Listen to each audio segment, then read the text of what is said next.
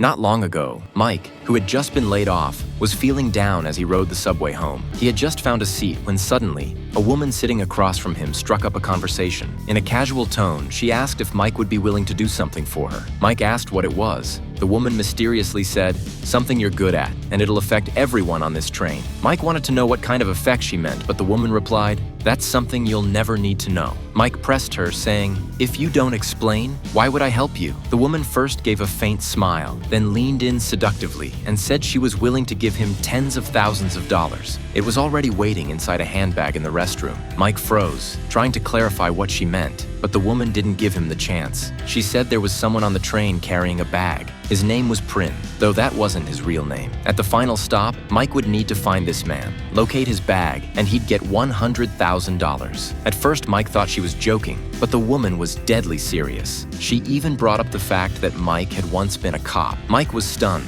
because before working in insurance, he really had been a police officer. He had quit only to protect his family from the dangers of the job. The woman didn't give him another second to ask questions. She simply got up and left the train. Mike still couldn't make sense of what was happening, but he went to the restroom anyway. Half skeptical, he searched around and finally found a package hidden in the vent. Inside was a stack of cash, $25,000 in real $100 bills. At first, Mike chuckled in disbelief, but then a wave of unease hit him. Everything about this felt wrong. Still, he took the cash because his family desperately needed the money. Following the woman's instructions, Mike began searching the train for this mysterious Prin. That's how a strange mission quietly began. Mike approached the conductor, trying to ask about a passenger with that description, a man named Prin carrying a bag headed to the final stop. But the conductor only shook his head. "There are so many people on this train. How could I remember one guy?" With no useful leads, Mike walked through the train from end to end, but finding one person among thousands was nearly impossible. He glanced at the bundle of cash in his bag and hesitated. The train reached the next station,